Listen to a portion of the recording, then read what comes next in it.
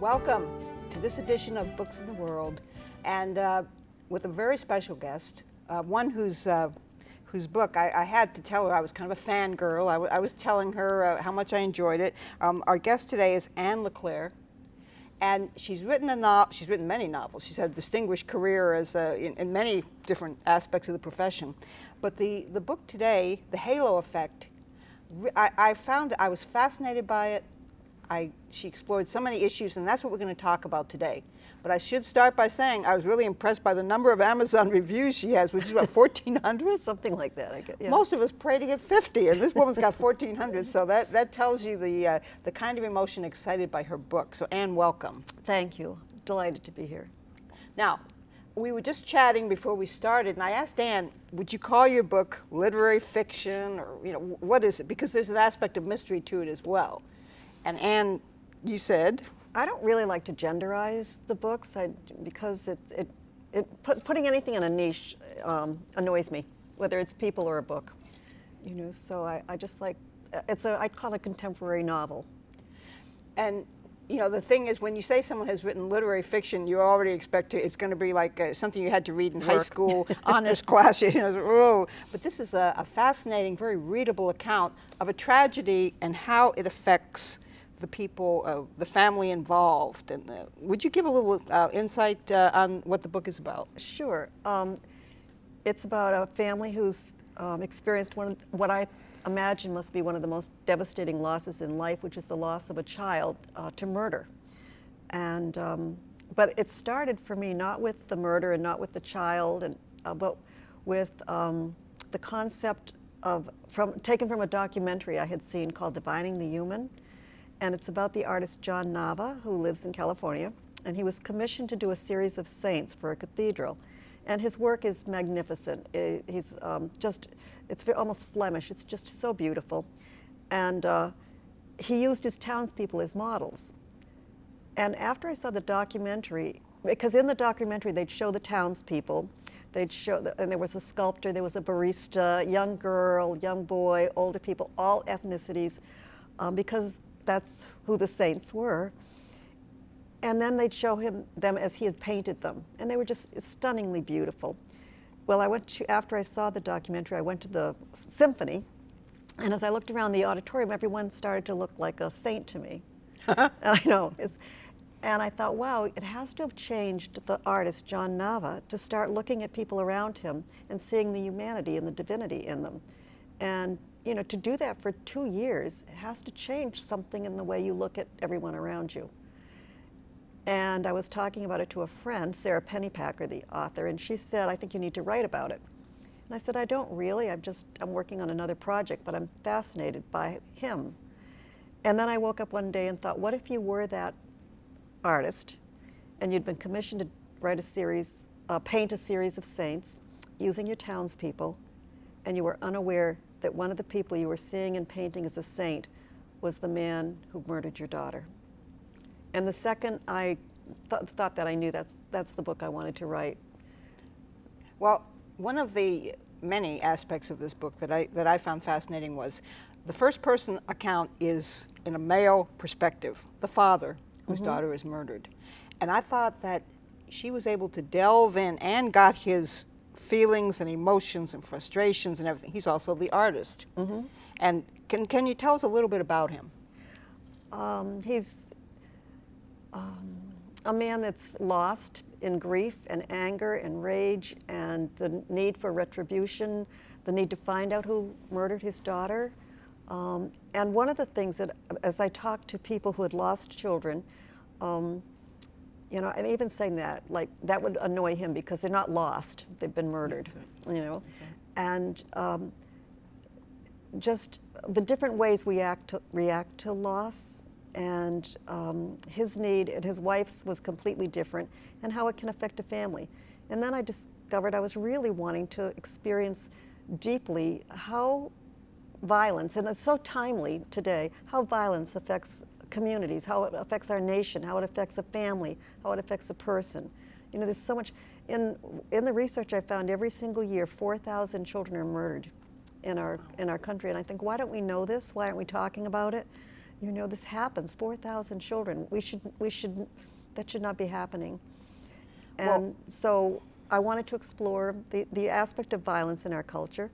I wanted to explore how we heal, how we go on. Can we go on when something unbearable has happened to us?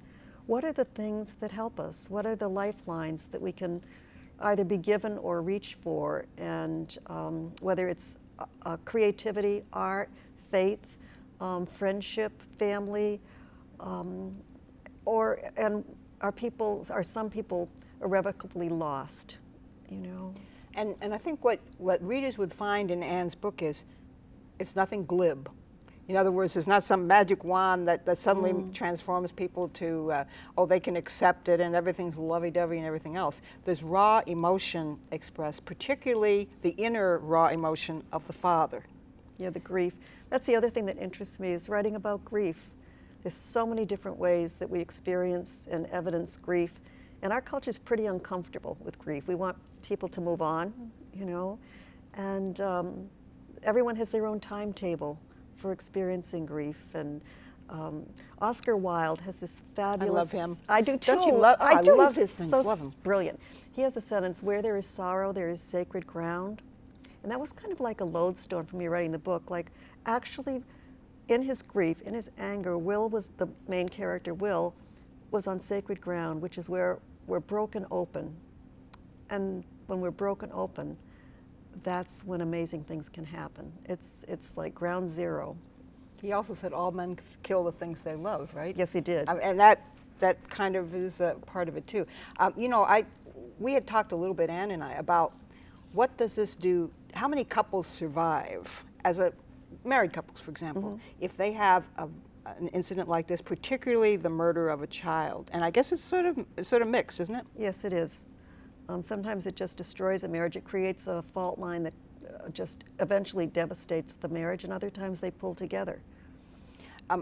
If you think about it, I was thinking about the famous Chandra Levy case. There are cases, we could all name a bunch of cases where the parents took different routes to try to deal with their grief. And I think in her book, that's what you find too, that the husband and the wife take very different routes to dealing with their grief. And for a while, neither one seems to communicate well with the other, and they both kind of resent the path the other has taken. Well, as he said, somehow grief put them in different ships on the sea of their life, you know, and they needed to find a way, if possible, back. We also talked a little bit about revenge versus, you know, letting things go on, and justice and all that kind of stuff. So how do you explore that in the halo effect? By actually doing a lot of investigating of real life cases and what parents did. And it seems that for many parents, trying to find a way that would have their child be identified with something other than the child who was murdered, whether it's scholarships in their name or a foundation that they start, something that so the name will live on in a way that's honoring their child instead of being always connected to the murdered child. John Walsh, for example, yes, with exactly. the Adam Walsh Foundation, yes. And a whole different way of looking at things. You know, I was, for people who have seen the movie In the Bedroom, I was telling Anne, it's very evocative and very reminiscent of the kind of things she has in her book too, about parents dealing with grief when a child is murdered. And different ways. Now, your guy, Alan, he says to his wife, if you could get away with, if you could find the murderer and get away with it, no one would ever know, would you do it? Will. I'm sorry, Will. Yeah. Alan, why am I calling him Alan? Will. What was the reaction? She said no, she would not. She was, that's the other thing. Sometimes if we share our innermost feelings of revenge, or his wife withdrew in horror that he'd be thinking that. But for him it was, as he says, a man's charge is to protect his family, and he was unable to do that. Yeah, I thought that was a very honest type of response that he had. One that I could understand that, you know, because I have a vengeful streak. But but I really understood it. And she said, "Oh, you're not that kind of person," and he disputed that. And actually, as you go through the book, you see he has different ways of dealing with it, but he never really loses the idea that I'm going to find who killed my daughter, and I'm going to do something about it. And that's a very human thing, I think it's very human. And I just think and the other thing is, I don't think we know how we behave in circumstances. Whether it's an opportunity for heroism, you know, would we either be the person that leaps down onto the subway track to rescue someone? I mean, we don't know what we would do. And I think humanity is endlessly fascinating. I think the complications and the contradictions of the human heart are just worth a lifetime of writing. Well, that's another thing that's particularly noticeable in this book, that she gets into the depth of these characters in a way that, you know, it's not the superficial gloss that we tend to see a lot in writing. Now, one of the principles, there are actually 3 principles that Anne shows in the book. The priest, I loved him. I loved him too, Father Gervais. Yeah, Father I Gervais. missed him when the book was over. I kind of liked having him in a little wise voice and like a little Yoda in my life. And he was so nice too. He wasn't judgmental, but well, he had a point of view. But he was human too. Yeah, he was human, but you did a wonderful job of creating him. And maybe you could tell everyone how he got our character into the painting of the saints. I think by witnessing Will's grief without judgment became the first opening for Will, you know. And I had no intention of writing from a priest's point of view. I'm not Catholic. I have no history and understanding of Catholicism or the church. And so it was a double whammy, writing from a man's point of view and a priest. But he kept being so insistent. He kept showing up. It was actually the first line of chapter 1 is the next they sent the priest. I thought, oh, okay. But then he kept wanting to have a voice. So I would call friends who were Catholic and say, would your priest talk to me?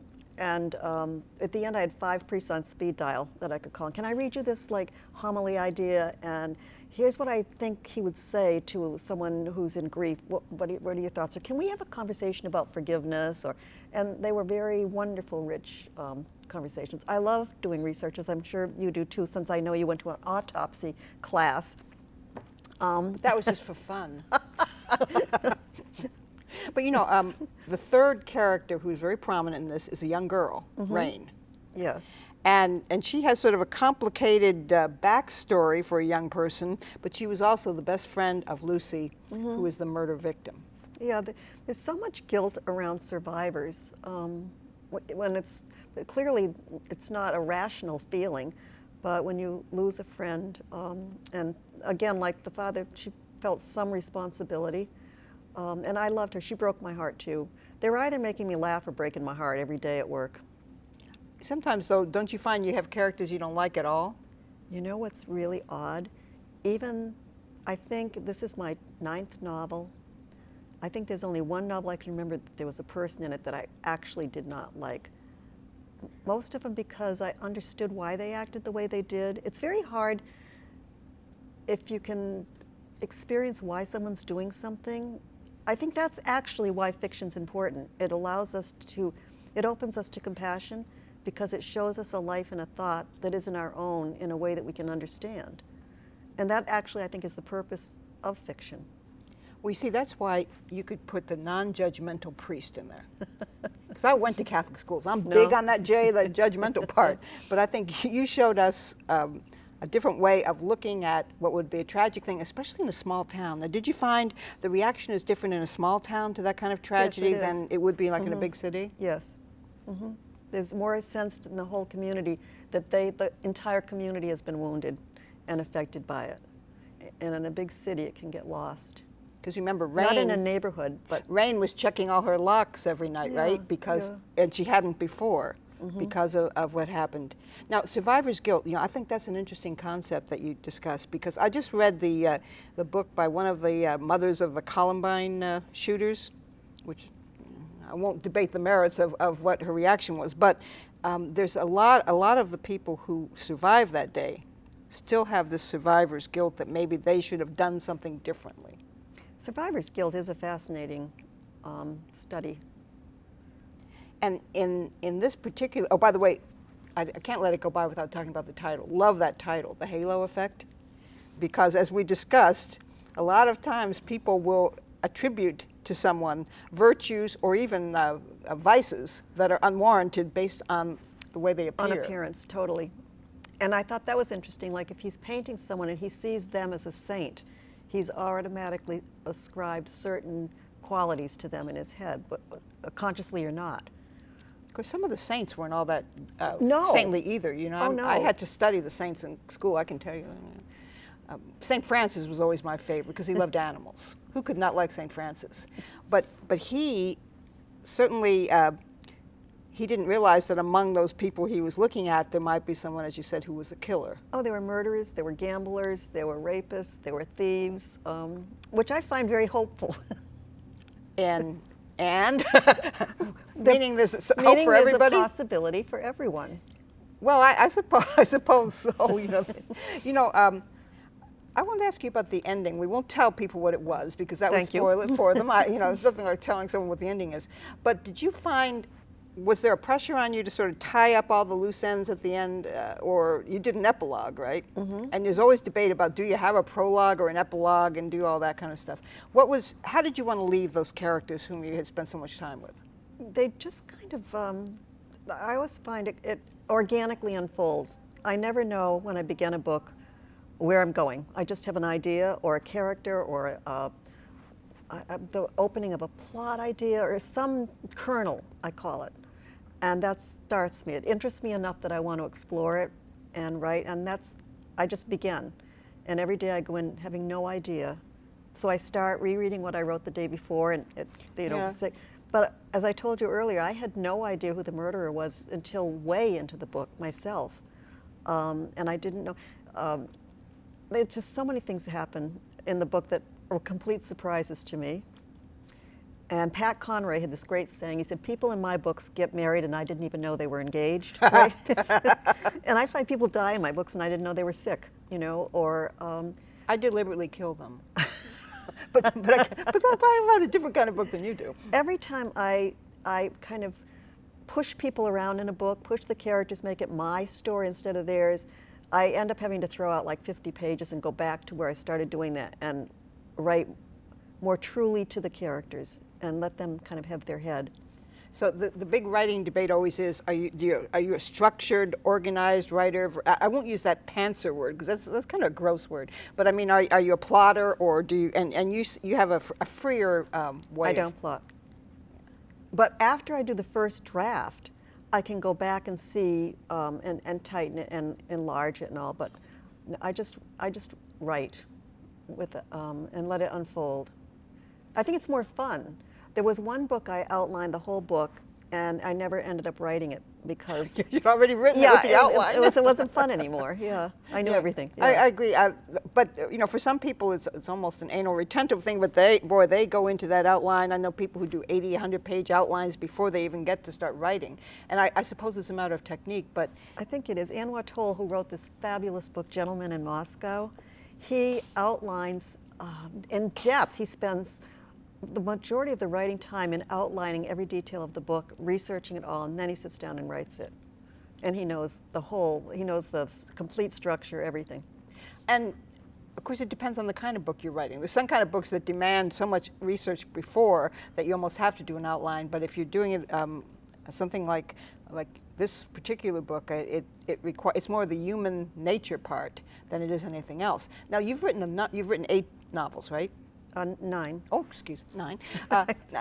But who's counting? Yeah, really. Tell me, which is your favorite of all? Or do you have a favorite child here? For different reasons, different ones. This book, I think, was probably my most ambitious, and I really, really, really, really loved the characters and the story. I wrote a book called Entering Normal, which is another one that was real close to my heart. I mean, each of them for different, the first one, there's only one first one, it'll always be the first one. The first one that became, a big international seller, because that was like a kind of breakthrough in my career, so that one's very special to me. Different ones for different reasons, things that were going on in my life. I can kind of pick up a book and know exactly what was happening in my life. Kind of like songs, right? Yes, that bring you immediately back to things. What do you think is the most difficult job of being a novelist? What tries your patience the most? Getting into the studio. I have a sign in my studio that says, just show up and get out of the way. But sometimes it takes me a while. I think, I'll do yoga, I'll go for a run, I'll do the dishes, I'll throw in a load of laundry. I mean, getting into the studio is, for me, every day. You'd think by now I'd be like, oh no, just get in there, but it's I'll check the starting. internet. Yeah, yeah, I know. I'll check my Facebook, email. Yeah, Oh, email, yeah. go yeah. onto Facebook. And a lot of my writer friends say the same thing. I don't know why, since I love it once I start. And then what is the other hardest thing? Oh, sometimes losing faith along the way of, or The dreaded middle. yeah, the middle, yeah, or taking a wrong turn and not able for a while to figure out what had gone wrong, and then I go back and see, oh no, I started pushing people around here instead of letting the story reveal You can't bully itself. those characters, Yeah, or they can't. react badly. Yeah, they do. react badly. You know, I thought you had the believability of your characters in this book made it particularly. It made it particularly interesting for me as a reader, because I think, gee, I know somebody like that, or I could understand someone like that, and you understand their motivations. There's some books that are enormous bestsellers, blah blah blah, and I say afterward, I didn't like those people. You know, I only read it because A, I paid to read. I paid for the book, and I'm not losing my money. And secondly, when something sells 9 million copies, I want to see why, right? So you're not one that'll stop in the middle and go, I'm done. Well, there was the goldfinch. We won't talk about that. No, typically I want to read it. If it's been a bestseller, I want to read it because I want to find out what made this. Now, I can tell you what made your book such a bestseller, and it's because it's beautifully written and because it grabs at your emotions and makes you think. But there are others, you know, I'm thinking, my goodness, maybe it's hype. Now, we were talking before also, her editor wrote beautiful things about her book and helped to propel it. Whose editor? Yours, Oh, right? my editor. Yeah. Your editor. Yeah. And Oh, she was, I had a Kelly Martin. She's a dream of an editor. She would send me like love letters of how much she loved the book, and it makes a huge difference. No kidding. And what's going to happen to a book if your editor not only has some power in house, but it has fallen in love with your book. And it doesn't always happen. It doesn't always happen. I mean, ostensibly it would, because they bought the book. I'm waiting for that epiphany, personally. But this was a very special experience with this particular editor, and she just was a dream. A dream. She hand sold it in-house so that they made remarkable things happen for it.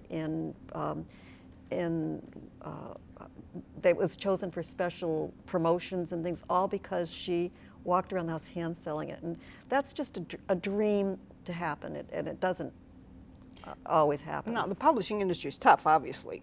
And have you seen a difference in the publishing industry? Because you, as you said, you've had a number of books and you worked in different professions. You were a reporter, were you not? Mm-hmm. So have you seen a difference in that's noticeable? Yes, I have. I think it's harder now, if you're an established writer or not, to like second and third books, because there's a shorter memory in-house on how your book did, and if it doesn't earn back in advance, the next book is harder, and then the next book is harder. And it used to be that you had a house and they would be your house, they'd believe in you, they're there for the long term. We live in a short-term world now. No kidding. And so, yeah, that's different. How books are promoted is definitely different. Not as many big tours. Yeah, people always think that you're on this glamorous tour. I want to be on ones like Jessica Fletcher went on, right? She got to go every place. Of course, people did die, but so what? You know, I've never been offered that kind of a book tour. Well, they used to do big book tours, and now they do a lot of radio. They do a lot of, social media is huge now, and not as many ads. Yeah, the business has changed, and it's much more of a business than that lovely little come into New York and have lunch and at least 2 martinis. Yeah. Well, now, do you do a lot of social media yourself then? I do some. I'm not. I mean, they really like you to do a lot. It takes time, and I do the minimum that I know you have to do. Do you tweet? No, I don't. You don't tweet? It's such a time suck, and I love personal. I do write to people who write. I always answer emails. I'm pretty good about Facebook, but I'm working on my next book, and you know, life is full and busy. So social media, I'm not one of those geniuses at it that makes the most of what it can offer. What are you working on now? A new novel called The Mask Maker. The Mask Maker. And what, do you have any things you can tantalize us with? Yeah, it's supposed to be coming out next September if I finish it in time. My deadline's December, so again, I'd rather be working on that than tweeting. And is it any particular, I know we It's don't talk set in- genres, but It's set in anything? Mexico. Set in Mexico. It has a suspense element. And see, she's whetted my appetite now for everything that she writes. So that's why I'm waiting. Oh, I got to wait another year and a half. It's just terrible. No, that's not even a year. Next September. Oh, okay. No, You can wait that, 11 I can months. wait that. I can wait that long. Yeah. You know, I think in reading Anne's book and in reading books like that, it's a good example for anyone who is a writer to read her book and understand, as you analyze it, as you do your literary autopsy, understand why it has been such a favorite with people, the elements of it that make it such a great read, but also the good writing that went into it. Thank you. Because that is not always the case anymore, and maybe never was. But in fact, some of the classics are very tedious. Thomas Hardy, ooh. But Anne's book is not only has a human element. Boy, it's so real life. You can, as we see the tragedies that occur with people, the most recent one that we just saw last week, you realize that there's a human story behind each of it. And I absolutely recommend to anyone that you look at the halo effect. And also now, maybe you won't look at people the same way, because we'll be already looking, am I attributing something to them that is either warranted or unwarranted? I have also started a project called the Halo Effect Project. It's on Facebook, the Halo Effect Project on Facebook, and inviting people to start looking at people around them and seeing, would Will Light paint this person as a saint? Oh, would great. John Nava? And so people have sent in photos of beautiful faces from Germany, France, Peru, Machu Picchu, the Galapagos, a lot of states in the United States, and just go through a day or even a half an hour looking at the people around you and seeing the humanity in them. Now, how intimidating is that, right? We're looking at. I want to thank our guest today. First of all, for the great book that she wrote, but also for the insights that she provided. And once again, the book is The Halo Effect by Anne LeClaire. And check out that website about the Halo Effect project. Project. Send in pictures of people you think are saintly. Thank you very much.